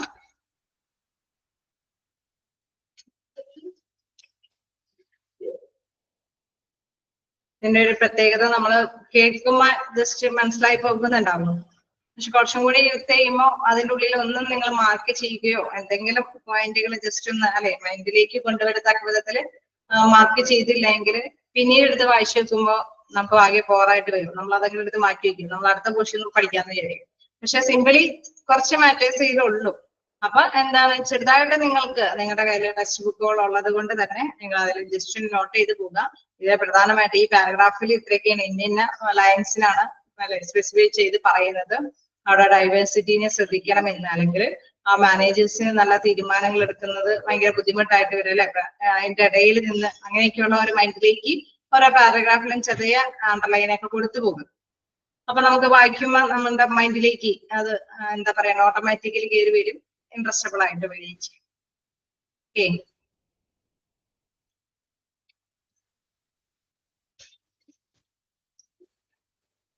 ഇനിയുള്ളത് ഒരു ചെറിയൊരു ഇതാണ്, നിങ്ങളതൊന്നും വായിച്ചു നോക്കണമെന്നില്ല. അതിൽ പ്രത്യേകിച്ചൊന്നും പറയുന്നില്ല. What are the psychological and physical difference എന്താന്നുള്ളതാണ് പറഞ്ഞത്. നമ്മൾ ജസ്റ്റ് കണ്ടതാണ് അല്ലെ, സൈക്കോളജിക്കൽ ആയിട്ടുള്ള ഡിഫറൻസും ഫിസിക്കൽ ആയിട്ടുള്ള ഡിഫറൻസുകളും എന്താന്നുള്ളതാണ് ഇവിടെ എടുത്ത് പറയുന്നത്. ഓക്കെ, ക്ലിയർ ആയോ ആ ടേബിള്? അത് നിങ്ങൾ ഇനി മൊത്തം പഠിച്ചു കഴിയുമ്പോഴാണ് ഇതിന്റെ മൊത്തത്തിൽ ഇതിനെ കുറിച്ചിട്ടാണ് പ്രതിപാദിക്കുന്നത്. നിങ്ങൾക്ക് താഴേക്ക് പഠിക്കുന്നതിനുള്ളതെല്ലാം തന്നെ ഇതുമായി ബന്ധപ്പെട്ടാണ്. അപ്പൊ അതുകൊണ്ട് അതിന്റെ ഫുൾ അല്ലെ പോയിന്റ്സ് മാത്രം വേണമെങ്കിൽ ഇങ്ങനെ നോട്ട് ചെയ്ത് പോകാം. ബാക്കിയുള്ളതെല്ലാം പഠിച്ചു കഴിയുമ്പോഴത് മനസ്സിലാക്കി കൊണ്ടുവരാനായിട്ട് സാധിക്കും അല്ലേ. ഓക്കെ, അപ്പൊ ഇതുവരെ എടുത്തത് ജസ്റ്റ് ഒന്ന് വായിച്ചു നോക്കാം. എന്തെങ്കിലും ഭാഗത്ത് എവിടെയെങ്കിലും വിട്ടുപോയിട്ടുണ്ടെങ്കിൽ ചോദിക്കുക. കൺഫ്യൂഷൻ ഉള്ള ഭാഗങ്ങൾ എന്തെങ്കിലും ഉണ്ടെങ്കിൽ. നമുക്ക് നെക്സ്റ്റ് നോക്കാനുള്ളത് പേഴ്സണാലിറ്റി ഡെവലപ്മെന്റ് ആണ്. വേറൊരു പോർഷനിലേക്ക് നമ്മൾ ബിഹേവിയറിൽ നിന്ന് ഒന്ന് പേഴ്സണാലിറ്റി ഡെവലപ്മെന്റിലേക്ക് അതിന്റെ തന്നെ ഒരു പാർട്ടായിട്ട് പോവുകയാണ്. ഓക്കെ, അതുവരെ ജസ്റ്റ് ഒന്ന് വായിച്ചു നോക്കാം.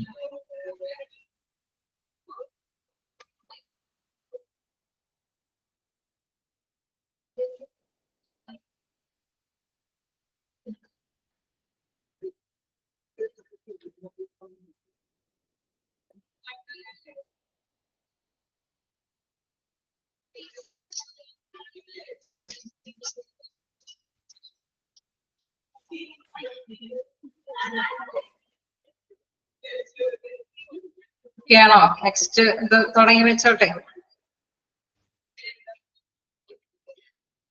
പേഴ്സണാലിറ്റി ഡെവലപ്മെന്റ് ആണ് അപ്പൊ നമുക്ക് നെക്സ്റ്റ് എടുക്കാനുള്ളത്. പേഴ്സണാലിറ്റി ഡെവലപ്മെന്റിനെ കുറിച്ചിട്ടൊക്കെ എല്ലാവർക്കും അറിയാവുന്നതാണ് അല്ലെ. പേഴ്സണാലിറ്റി ഡെവലപ്മെന്റ് എന്ന് പറയുമ്പോൾ നമുക്ക് കുറെ പേരൊക്കെ എന്തെങ്കിലും പേഴ്സണാലിറ്റി ഡെവലപ്മെന്റിന്റെ ക്ലാസ് ഒക്കെ കേട്ടേക്കാനായിരിക്കും. എന്താണ് പൊതുവെ പേഴ്സണാലിറ്റി ഡെവലപ്മെന്റ് കൊണ്ട് ഉദ്ദേശിക്കുന്നത്? എന്താണ് അതിന്റെ ഒരു എക്സാക്ട് മീന്? വ്യക്തിത്വ വികസനം അല്ലെ. എന്താണ് പേഴ്സണാലിറ്റി ഡെവലപ്മെന്റിനെ കുറിച്ചിട്ട് നിങ്ങൾക്കുള്ള ഒരു അറിവ് എന്താണെന്നുള്ളത്? ഓക്കെ, എന്തെങ്കിലും അറിവുകളുണ്ടോ? നല്ല പേഴ്സണാലിറ്റി ഉള്ള ഒരു പേഴ്സൺ ആണെന്ന് എങ്ങനെ പറയാം? ഒരു കോൺഫിഡന്റ്, ഓക്കെ, ആത്മവിശ്വാസമുള്ള ഒരു പേഴ്സൺ ആണ്. പിന്നെ നല്ല പേഴ്സണാലിറ്റി എന്ന് പറയുമ്പോൾ നമ്മൾ എന്തൊക്കെ കാണാറുണ്ട്? ഒരു ആത്മവിശ്വാസമുണ്ട്, നോളജ് ഉണ്ട്, ഓക്കെ, പേഴ്സണാലിറ്റിയിൽ നോളജ്, ഓക്കെ, പിന്നെ good behaviour, yes, very good, അത് പ്രധാനപ്പെട്ട ഒരു കാര്യമാണ് അല്ലെ. ഗുഡ് ബിഹേവിയർ, ആരെ കണ്ടാലും നമുക്കറിയാം കമ്മ്യൂണിക്കേഷൻ ചെയ്യാനായിട്ട്, നല്ല ആശയവിനിമയം നടത്താനായിട്ട് ഗുഡ് സ്പീക്കിംഗ്, ഓക്കെ, നമ്മുടെ പെരുമാറ്റ രീതിയിൽ അല്ലെ. ഗുഡ് പേഴ്സണാലിറ്റി എന്ന് പറഞ്ഞാൽ ഗുഡ് ബിഹേവിയറിന് തുല്യമാണ് അല്ലെ. നല്ല പേഴ്സണാലിറ്റി എന്ന് പറഞ്ഞാൽ നല്ല പെരുമാറ്റം എന്നതാണ് അതുകൊണ്ട് പ്രധാനമായിട്ട് ഉദ്ദേശിക്കുന്നത് അല്ലെ. എല്ലാവരെയും റെസ്പെക്ട് ചെയ്യാനുള്ള കഴിവ്, നല്ല എല്ലാവരോട് തന്നെ, okay, eye contact, appearance, okay, അതായത് നമ്മളെ പേഴ്സണാലിറ്റി പറഞ്ഞ മാതിരി എല്ലാം നമുക്ക് ഉള്ളത് എന്തോ ഒരു പേഴ്സൺ എന്താണോ ഉള്ളത് അത് നല്ല അല്ലെ കോൺഫിഡൻസോട് കൂടി, നല്ല ആത്മവിശ്വാസത്തോടു കൂടി ആരുടെ മുമ്പിലും കാണിച്ചു നടക്കാൻ അല്ലെ. നമ്മളിപ്പോ സംസാര രീതി, നമ്മുടെ സംസാരമാണെങ്കിലും നമ്മുടെ മുഖഭാവമാണെങ്കിലും നമ്മുടെ എന്ത് അല്ലെ ശൈലി ആണെങ്കിലും അത് എന്താണ് മറ്റുള്ളവർക്ക് എന്താണ് ഭംഗം വരാത്ത രീതിയിൽ നല്ല പെരുമാറ്റത്തോടു കൂടി ജീവിക്കാനുള്ള ഒരു കപ്പാസിറ്റി ഉള്ള ഒരു പേഴ്സൺ, അദ്ദേഹത്തിനെ നമ്മൾ പറയും നല്ല പേഴ്സണാലിറ്റി ഉള്ള ഒരു വ്യക്തിയാണ്.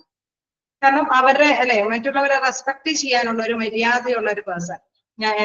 എല്ലാവരും ഇൻഡിവിജ്വൽ ആണ് അല്ലെ. നമ്മളുടെ ഒപ്പം തന്നെയുള്ള എല്ലാവരും ഇൻഡിവിജ്വൽ ആണെന്ന് ഒരേപോലെ തന്നെ കൺസിഡർ ചെയ്ത് പെരുമാറാനുള്ള ഒരു കപ്പാസിറ്റി ഉള്ള ഒരു പേഴ്സണൊക്കെ നമ്മൾ നല്ല ഗുഡ് പേഴ്സണാലിറ്റി ഉള്ള ഒരു വ്യക്തിയാണെന്ന് പറയും. കുറെ നോളജ് ഉള്ളവർക്ക് നമ്മള് അല്ലെ നമ്മള് ചിലപ്പോ അങ്ങനെ ഒരു ഇത് കൊടുക്കില്ല, ഒരു പേര് കൊടുക്കില്ല. അങ്ങനെ ഉണ്ടാവാറുണ്ടോ? അതെ, ചിലപ്പോ ഒരുപാട് ബ്രില്യന്റ് ഒക്കെ ആയിരിക്കും, പക്ഷെ അവന്റെ ഒരു പെരുമാറ്റ രീതി പക്ഷെ എല്ലാവർക്കും ആക്സെപ്റ്റബിൾ ആവില്ല. കാരണം അറിയാൻ മറ്റുള്ളവർക്ക് ഇടപെടുക്കാൻ അറിയില്ല അല്ലെ. പക്ഷെ അവന്റെ ഓക്കെയാണ്, അവൻ നോളജ് ഓക്കെയാണ്, പക്ഷെ അങ്ങനെ ഇടപെടുവാൻ ചിലപ്പോ അറിയണമെന്നില്ല. അപ്പൊ ചെറിയ നമുക്കുള്ള നോളജ് കുറവാണെങ്കിലും നല്ല പെരുമാറ്റ രീതി ഉണ്ടെങ്കിൽ എല്ലാവരും മുമ്പിൽ നമ്മളെ എല്ലാവരും വിലയിരുത്തും അല്ലെ. ഒരു നല്ല പേഴ്സണാലിറ്റി ഉള്ള ഒരു പേഴ്സൺ ആണെന്ന് വിലയിരുത്തും. അപ്പൊ പേഴ്സണാലിറ്റി ഡെവലപ്മെന്റിലേക്ക് വരുമ്പോൾ നമ്മളെ പറഞ്ഞു അത് ഒരു പ്രധാനപ്പെട്ട ഒരു കാര്യമാണെന്ന് പറഞ്ഞത് പല രീതിയിലാണ് അത് നേടിയെടുക്കാനായിട്ട് സാധിക്കുന്നത് അല്ലെ. അതെന്ന് പറയുന്നത് നമ്മൾ നേരത്തെ പറഞ്ഞ മാതിരി ഒരുപാട് പഠിച്ച് അല്ലെങ്കിൽ ഒരുപാട് കാര്യങ്ങൾ കൊണ്ടല്ല അത് നേടിയെടുക്കുന്നത്. ഒരുപാട് ഭംഗിയുള്ളവനെ നമ്മൾ നല്ല പേഴ്സണാലിറ്റി ഉള്ള ഒരു വ്യക്തിയാന്ന് പറയില്ല. ഒരുപാട് നോളജ് ഉള്ളവനെ നമ്മൾ നല്ല പേഴ്സണാലിറ്റി ഉള്ള വ്യക്തിയാന്ന് പറയില്ല. ഒരുപാട് കഴിവുള്ളവനെ നമ്മൾ നല്ല പേഴ്സണാലിറ്റി ഉള്ള വ്യക്തിയാന്ന് പറയില്ല. കാരണം അതൊന്നും നല്ല പേഴ്സണാലിറ്റിയിൽ വരുന്നില്ല. എല്ലാം കൂടി മിങ്കിൾ ചെയ്തിട്ട് മറ്റുള്ളവർക്കും കൂടി അല്ലെ, മറ്റുള്ളവരെ എന്നെ പോലെ തന്നെ ബഹുമാനിക്കാനുള്ള ഒരു റെസ്പെക്ട് ചെയ്യാനുള്ള ഒരു കഴിവുള്ള വ്യക്തികളെയാണ് നമ്മൾ നല്ല പേഴ്സണാലിറ്റി ഉള്ള ഒരു വ്യക്തി എന്ന് പറയുള്ളൂ. അപ്പൊ പേഴ്സണാലിറ്റി, ഓക്കെ, പെരുമാറാനുള്ള ഒരു വ്യക്തി, ഓക്കെ, എന്താ നോക്കുക. Personality development of an individual starts at birth and persists throughout. അതായത് ഇതിൽ പ്രധാനമായിട്ടും പറയുന്നത് നമ്മളൊരു കുട്ടി ജനിക്കുമ്പോ തുടങ്ങി എന്താണ് അവന്റെ പേഴ്സണാലിറ്റി ഡെവലപ്പ് ചെയ്യാൻ തുടങ്ങും അല്ലെ. കുട്ടി ജനിക്കുമ്പോ നമുക്കറിയാം നമ്മള് ആ കുട്ടിയെ ചിരിപ്പിക്കാനൊക്കെ പഠിപ്പിക്കും അല്ലെ. ചിരിപ്പിക്കാൻ പഠിപ്പിക്കില്ലേ? ഇല്ലേ?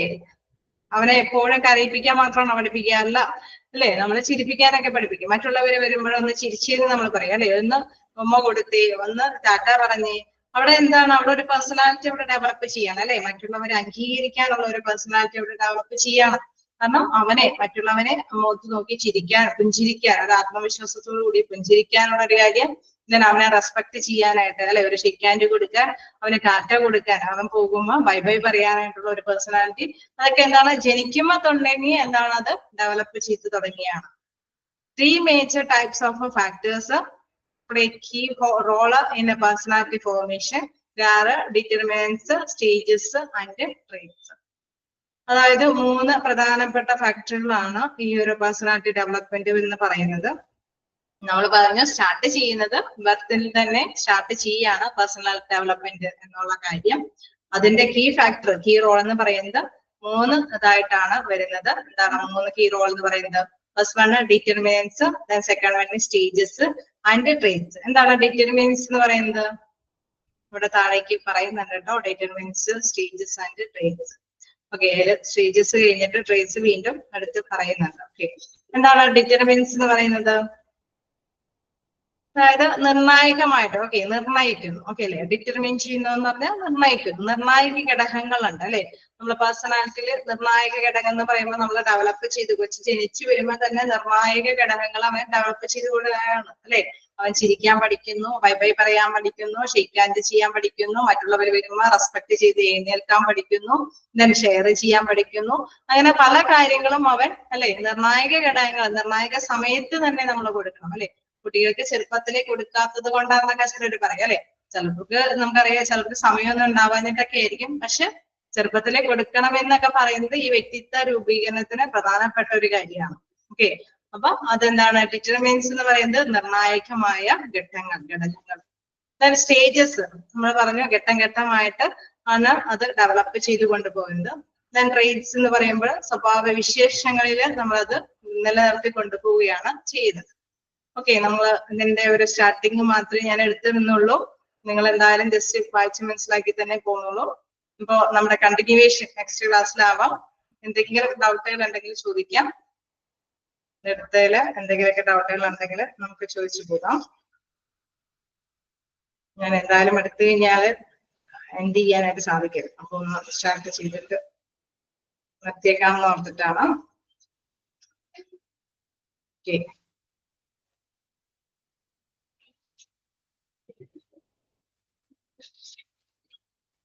നിങ്ങളുടെ എല്ലാ ഇതുകളും സ്റ്റാർട്ട് ചെയ്തിട്ടില്ലേ? ഈ 7th മൊഡ്യൂളിലെ എല്ലാ ചാപ്റ്റേഴ്സും സ്റ്റാർട്ട് ചെയ്തില്ലേ?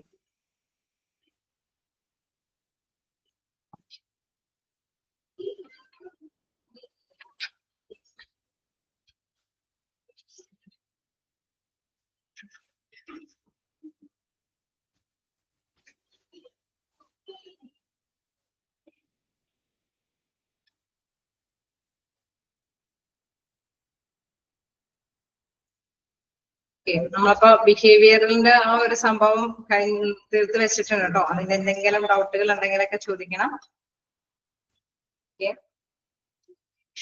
നെക്സ്റ്റ് ഒരു പോർഷൻ പേഴ്സണാലിറ്റി ഡെവലപ്മെന്റ് ആണ് സ്റ്റാർട്ട് ചെയ്തിരിക്കുന്നത്. അത് നമുക്ക് വലിയ കുഴപ്പമുണ്ടാവില്ല, നിങ്ങൾക്ക് കേട്ടിരിക്കാനും ഈസി അല്ലേ, വലിയ കുഴപ്പമില്ലാത്തതല്ലേ. അധികമായി പോകണ്ടെന്ന് ഓർത്തിട്ടാണ് ഞാൻ സ്റ്റോപ്പ് ചെയ്ത് വെച്ചത്. എനിക്ക് ഇനിയും എന്താ കൊള്ളാന്നുണ്ട്. കണ്ടിന്യൂ ചെയ്യുന്നതിന് തടസ്സമില്ലെങ്കിൽ നമുക്ക് ഒരു പോയിന്റെങ്കിലും പറഞ്ഞ് നിർത്താം. ഓരോ പുതിയ ടോപ്പിക്കും ഓരോ അവറിൽ പുതിയത് തുടങ്ങുന്നതായിരിക്കും ബെറ്റർ. പക്ഷെ നമുക്ക് എന്താ സമയത്തിന്റെ കുറവ് കൊണ്ടാണ് ഇടയ്ക്ക് വെച്ച് ഞങ്ങൾ തുടങ്ങണ കേട്ടോ. ഡിറ്റർമിനൻസ് എങ്കിലും സ്റ്റാർട്ട് ചെയ്ത് പൊക്കോട്ടെ. Okay, determinants നോക്കാം. The most widely studied determinants of a personality. Okay, continue ചെയ്യാം. The most widely studied determinants of a personality are biological, social and culture. അപ്പൊ നമുക്കറിയാം, നിർണായക ഘടകങ്ങളിൽ പെടുമ്പോൾ പല കാര്യങ്ങളും ഈ ഒരു വ്യക്തിത്വ രൂപീകരണത്തിൽ വരും അല്ലെ. ബയോളജിക്കൽ എന്ന് പറയുമ്പോൾ നമുക്ക് ജനറ്റിക് ആയിട്ട്, അതേമാതിരി തന്നെ സോഷ്യൽ, നമ്മുടെ നല്ല പേഴ്സണാലിറ്റി ഉള്ള ഒരു ഏജ് വേണം. ഓക്കെ, നമ്മൾ ശരിയാണ്, ഷെയർ ചെയ്തൊക്കെ നമ്മൾ പഠിപ്പിച്ചു വരണം എന്നൊക്കെ ഉള്ളത് ശരിയാണ്. പക്ഷെ ദാരിദ്ര്യം അനുഭവിക്കുന്ന ഒരു വ്യക്തിയുടെ മുമ്പിൽ ഒരു ഫുഡ് കൊണ്ടു കൊടുത്തു കഴിഞ്ഞു കഴിഞ്ഞാൽ അവൻ അത് ഷെയർ ചെയ്യാൻ പറഞ്ഞാൽ ഒരു പക്ഷെ ബുദ്ധിമുട്ടായിരിക്കില്ലേ, ഉണ്ടാവില്ലേ? ഓക്കെ, അപ്പൊ എക്കണോമിക്കൽ സോഷ്യൽ ആയിട്ടുള്ള അല്ലെങ്കിൽ കൾച്ചർ അല്ലെ, അവരുടെ സംസ്കാര രീതികളൊക്കെ ശരിയാണ്, നമ്മൾ പറയുന്നതൊക്കെ ഓക്കെയാണ്. പക്ഷെ ചില ഫാക്ടറും കൂടിയും അവിടെ പരിഗണിക്കേണ്ടതായിട്ട്, അത് നിർണായക ഘടകങ്ങൾ തന്നെയാണ് അല്ലെ. അവരുടെ സംസ്കാര രീതികൾ അല്ലെങ്കിൽ എന്താണ് നമ്മുടെ സോഷ്യൽ അല്ലെ, എല്ലാവരോടും ഇടപെടുത്താനുള്ള രീതികൾ, അല്ലെങ്കിൽ ബയോളജിക്കൽ ആയിട്ടുള്ള ഘടകങ്ങൾ, ദെൻ എക്കണോമിക്കൽ ആയിട്ടുള്ള, അങ്ങനെ പലതരത്തിലുള്ള ഘടകങ്ങളെല്ലാം തന്നെ ഇതിനെ ബന്ധപ്പെട്ടിരിക്കുന്നു. ദെൻ എന്താണ് പറയുന്നത് here? Okay, dietary characteristics example, body shape and height and social context, family and friends and cultural context, religion and values. അവിടെ എടുത്ത് പറയുന്നുണ്ട് എന്താണ്, ബോഡി ഷേപ്പും ഹൈറ്റും അല്ലെ. ചിലർക്ക് നല്ല പേഴ്സണൽ, നല്ല വണ്ണമുള്ള ഒരു വ്യക്തികളാണ് എങ്കിൽ നമുക്കറിയാം ചിലർക്ക് എന്താണ് അല്ലെ, മറ്റുള്ളവരുടെ മുമ്പിൽ അഭിമുഖീകരിക്കാനായിട്ട് ഒരു വിഷമം ഉണ്ടാവും. ചിലപ്പോൾ ഒരുപക്ഷെ അവരുടെ എന്തെങ്കിലും ഹോർമോൺ പ്രോബ്ലം കൊണ്ടായിരിക്കും അങ്ങനെ സംഭവിക്കുന്നത് അല്ലെ. അപ്പൊ ആ ബോഡി ഷേപ്പും ലാംഗ്വേജും ഒരു പേഴ്സണാലിറ്റിയുടെ ഒരു മെയിൻ ഘടകമാണ് അല്ലെ. അപ്പൊ അവിടെ ബയോളജിക് എന്ന് പറയുന്നത് ജനറ്റിക് ആയിട്ടുള്ള ഘടകമായിട്ട് വരുമ്പോൾ നമ്മൾ എടുത്ത് മനസ്സിലാക്കി വെക്കേണ്ടത് ബോഡി ഷേപ്പും ഹൈറ്റുകളൊക്കെ ചിലപ്പോൾ ചിലരുടെ പേഴ്സണാലിറ്റികളിൽ വിഭിന്നമായിട്ടുള്ള കാര്യങ്ങൾ വരാൻ സാധ്യതയുണ്ട് അല്ലെ. അതുമാതിരി തന്നെ എന്താണ് സോഷ്യൽ കോണ്ടെക്സ്റ്റ് നമ്മൾ കണ്ടു. ഫാമിലി ആൻഡ് ഫ്രണ്ട്സ് അല്ലെ, എല്ലാവരോടും നന്നായിട്ട് ഇടപഴകണം എന്നുള്ളത് നമ്മൾ മോസ്റ്റ്ലി നമ്മളെല്ലാവരും ചെറുപ്പത്തിലെ തന്നെ പഠിപ്പിക്കുന്നതാണ് അല്ലെ. കുട്ടികളായിരിക്കുമ്പോൾ തന്നെ ഫാമിലി മെമ്പേഴ്സിനെ കാണുമ്പോൾ അല്ലെ നമ്മൾ എണീറ്റി നിൽക്കണം, അല്ലെങ്കിൽ അവരൊക്കെ ആയിട്ട് മിങ്കിൾ ചെയ്യണം, അവരൊക്കെ ബൈ ബൈ പറയണം, അങ്ങനെ നമ്മൾ ഇങ്ങനെ പഠിപ്പിച്ചു തുടങ്ങിയിരിക്കണം അല്ലെ ഫ്രണ്ട്സിനെ കാണുമ്പോഴൊക്കെ. അപ്പൊ നമ്മൾ തീർച്ചയായിട്ടും വലുതാവുമ്പോഴും എന്താണ് അവര് ഫാമിലി മെമ്പേഴ്സിനെ കാണുന്നത്. പക്ഷെ ഇപ്പോഴത്തെ പിള്ളേർക്കുള്ള പ്രശ്നം മൊബൈൽ അഡിക്ഷൻ ആണ് അല്ലെ. അപ്പൊ അവർക്ക് എന്താണ് ഫാമിലി മെമ്പേഴ്സിനെയും തിരിച്ചറിയാൻ പാടുള്ള ഫ്രണ്ട്സിനെയും തിരിച്ചറിയാൻ പാടില്ലാത്ത കാലഘട്ടമാണ്. ശരിയാണോ? ഇവിടെ മാത്രമാണോന്ന് അറിയില്ല കേട്ടോ. ആണോ? ഓക്കെ. പക്ഷെ നമ്മളതിൽ നാച്ചുറലി നമ്മളെ പിള്ളേരെ എന്താണ് മസ്റ്റായിട്ട് നമ്മൾ പറഞ്ഞ് മനസ്സിലാക്കി കൊടുക്കേണ്ട ഒരു കാര്യമാണ് അല്ലെ. അല്ലെങ്കിൽ നമുക്ക് എന്താണ് നമ്മൾക്കും ഫേസ് ചെയ്യേണ്ട ചില ഘടകങ്ങൾ വരുമ്പോൾ മറ്റാരും ഉണ്ടാവാത്തൊരവസ്ഥ അല്ലെ. അപ്പൊ മറ്റുള്ളവരെ റെസ്പെക്ട് ചെയ്യാനും മറ്റുള്ളവരോടൊക്കെ ഇടപെടുകാനൊക്കെ ആയിട്ടുള്ള ഒരു സാഹചര്യം ഉണ്ടാവണം. അപ്പൊ തീർച്ചയായിട്ടും ചില കാര്യങ്ങളിലൊക്കെ എന്താണ് ഈ ആത്മവിശ്വാസക്കുറവ് വരുന്നത് ഈ ഇടപെടുകാത്ത കാര്യങ്ങൾ കൊണ്ടായിരിക്കാം. ഒരുപക്ഷെ ചിലപ്പോ ജോലിയിലുമായി ബന്ധപ്പെട്ട് വരുമ്പോഴൊക്കെ മിങ്കിൾ ചെയ്ത് കൊണ്ടുപോകാനൊക്കെ ആയിട്ട് സാധിക്കാത്ത ഒരവസ്ഥ വരും. കാരണം എന്തുകൊണ്ടാ? ബേസിക്കലി ഇങ്ങനെ ഇടപെടുകാനായിട്ടുള്ള സാഹചര്യങ്ങൾ കൊടുക്കാത്തത് കൊണ്ടായിരിക്കും. കൾച്ചറൽ കോണ്ടെക്സ്റ്റ് എന്ന് പറയുമ്പോൾ റിലീജിയൻ ആൻഡ് വാല്യൂ ആണ് അതിൽ ഡിപ്പെൻഡ് ചെയ്ത് വരുന്നത്. എന്തായാലും നിങ്ങൾ ഉദ്ദേശിച്ച നമ്മളെ സമയം എന്തായാലും കഴിഞ്ഞു. എന്താണ് അതിന് മതപരമായിട്ടുള്ള കാര്യങ്ങളും വാല്യൂസിന് നമ്മൾ കൊടുക്കുമ്പോൾ അല്ലെ, അവിടെയൊക്കെ നമുക്കറിയാം ഓരോ അല്ലെ ചർച്ചിലാണെങ്കിലും ടെമ്പിളിലാണെങ്കിലും എങ്ങനെ നമ്മൾ പെരുമാറണമെന്നൊക്കെ ബേസിക്കലി നമ്മള് അല്ലെ സ്റ്റാർട്ടിങ് തുടങ്ങി പഠിപ്പിച്ചു കൊടുക്കുന്നതാണ് ഇല്ലേ, അങ്ങനെയില്ലേ? ഓക്കെ. അപ്പൊ അതെല്ലാം നമ്മളുടെ ഡെവലപ്മെന്റ് അല്ലെ, നമ്മൾ ഒരു നിർണായക ഘട്ടങ്ങളിൽ നമ്മൾ ചെറുപ്പത്തിലെ മുതൽ പഠിപ്പിച്ചു കൊടുക്കുന്നതിൽ നിന്നാണ് എല്ലാവരും സ്വായത്തമാക്കുന്നത്. In which people grow up, interact to shape personality.